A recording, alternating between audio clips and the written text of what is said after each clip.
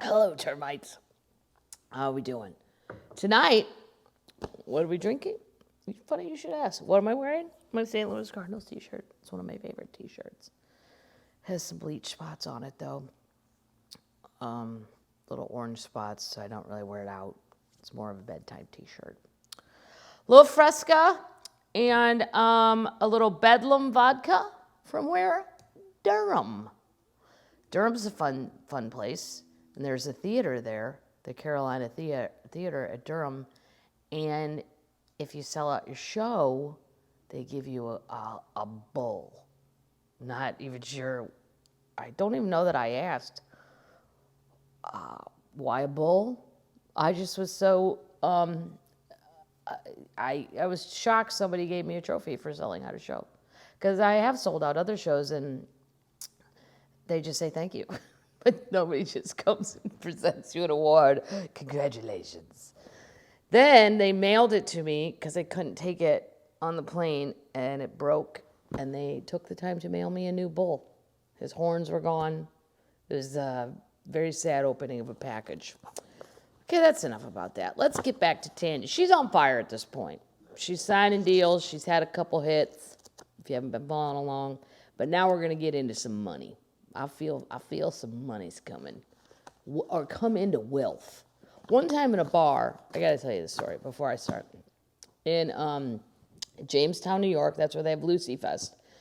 I was sitting there with another comedian, a guy by the name of Keith Alverstadt, and a man came up to me and said, we don't usually get super pretty women like you coming in here, which of course Keith is rolling his eyes at this point. And the guy goes, I don't want nothing, but I've recently come into some wealth. And I thought, what does that even mean? And I'd like to buy you a drink. And he handed me a chip, almost like a poker chip. And I believe it was yellow. It was either blue or yellow. And I said, oh, thanks. That's nice. And then he left. Well, then I went up to cash in my chip, and I ordered like I don't remember what, like a Tito's and cranberry. And I handed the guy my chip, and he goes, oh, that's only for call liquor. Do you have any other different colored chips? I'm like, what? So I'm pretty, but not that pretty. You're call liquor pretty, Kathleen. You're not, you're well liquor. I'm well liquor pretty. That should be the next name of my next CD. Well liquor pretty. Well liquor cute. Because I certainly wasn't premium or call liquor, and he had just come into some wealth. So it's not like he couldn't, according to him. That's a long story. Made me laugh, though. Me and Keith really got our drink on that night. It was a lot of fun, because we had the night off. We didn't have a show. We flew in, and the minute you fly in, you're like, where is everybody? Okay, now we're getting into some high-money negotiations. So he was going to try to talk his way out of the contract with the other guy, with the last manager guy, John Kidd. The first thing we did was pull up stakes in Nevada and move to Little Rock. Well, didn't that just come out of nowhere? I ain't heard no mention of Arkansas yet, and we are on page 129. That's where Bill and his family lived. Even after all the hit records, we still didn't have much in the way of material possessions, so most of what we bought could be transported in our station wagon. As soon as we got settled there, I got on the phone and informed Johnny wanted to buy him out of the contract. He said we were close to broke. They talked a while, and Dad convinced John that he couldn't come up with a dime to buy a cup of coffee. Finally, he said, I'll tell you what, give me a week or two, and I'll come up with $50,000 and we'll call it quits. John didn't believe Dad would be able to get his hands on that kind of money, so he agreed. Oh, look at the trickery. Look at Daddy being a trickster. I like it. I would never think of things like this. I would just be honest and say the truth, and that, not that I'm the most honest person on earth, but I wouldn't think to manipulate a situation like that. Bill Carter was sitting there listening. He wrote Dad a note. Get him to send a telegram and confirm it. John sent the telegram, and the minute they had it in hand, Dad and Bill went to Bill's banker and borrowed the $50,000. Now you just watch. Dad said, we'll get this cashier's check to John, and he'll try to double the price. So Dad and Bill worked out a plan. They'd fly to Las Vegas, where John had his offices, and Bill would deliver the check and ask for the release. Dad would show up a little late. Who thinks of all this shit? Okay, here's the thing. You're going to wait in the car. I'm going to go in there. I'm going to do this and that. And then you're going to show up and go, oh, I'm so surprised. Blah.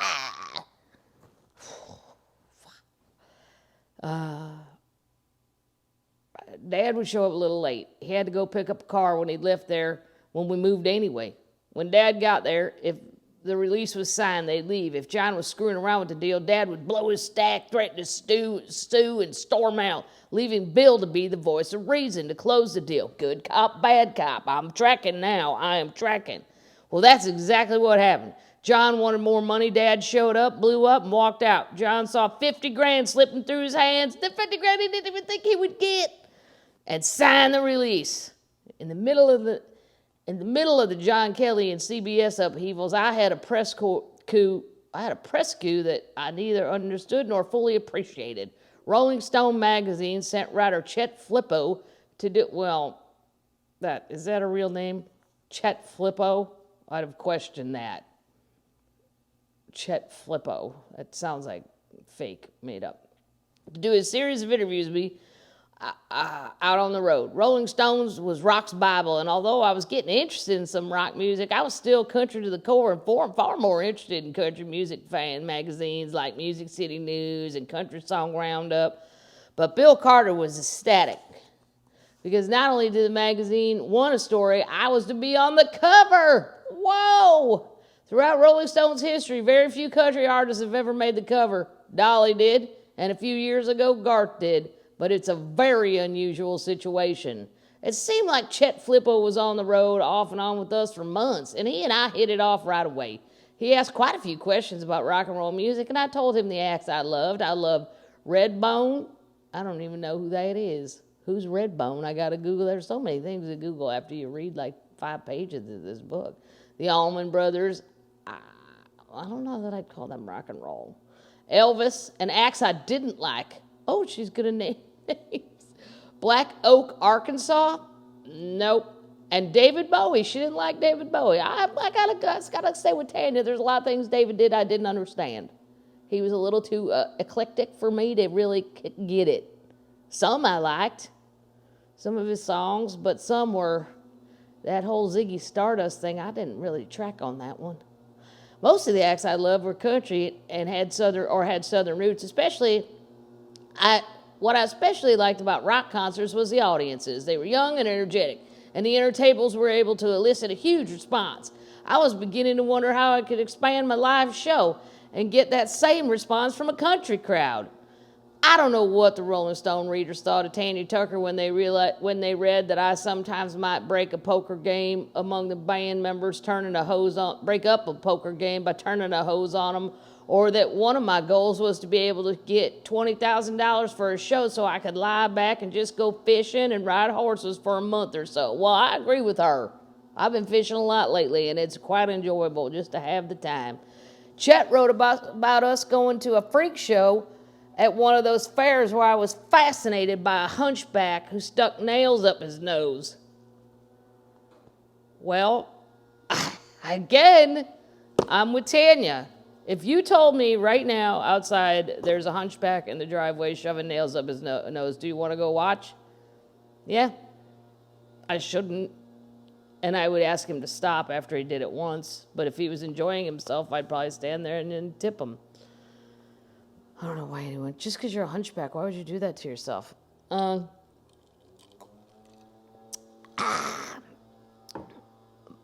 About the biggest revelation I offered was the fact that Larry Collins, who wrote Delta Dawn with Alex Harvey, tried to pick me up at the King of the Road Motel in Nashville the night after we recorded Delta Dawn. Larry damn nearly died when I told him who I was, how old I was, and that I'd cut his first song. I also told Chet that I'd heard of a DJ who announced Tanya Tucker singing Would You Lay With Me, and he tagged the announcement with, I'd slide down a razor of alcohol if I could, darling. Well, isn't that romantic? Get yourself a giant, enormous razor and slide into just a little swimming pool of snot. All right. One more paragraph, and then we're gonna tuck ourselves in, termites. Chet listened to all this, and it reminded me that some people were saying I was a sex symbol of my generation. I said, well, I guess that's cool. I still never had a real date on my off time when I was just hanging around the house. I felt like a time boy. I was starting to like the feeling of looking a little sexy, and I was working on making my shows more flashy. Everything, in fact, that Dolores Fuller had wanted me to do. We remember Dolores, but at the time, Tanya was only 11 or 12 or 5 or 2. Walking. I know that. Walking. All right, termites. Well, I finished The Last Dance. Are we going to do one about the wizards? I think I already asked you guys that. It was good. What'd you guys think? Is Michael a jerk? Or is that what it takes to win? I would be more of a Scotty Burrell. Hey, man, I made it. Money's good. Just having fun. I don't think I have the intensity it takes to be a winner. That's what I learned from the documentary. I am not a leader. I'm not a winner. But I'm okay with that. And that's the key to being happy. All right, termites, it's time to put ourselves to bed. Put on your cozies, get your blankets, and what do we say? Night-night, termites.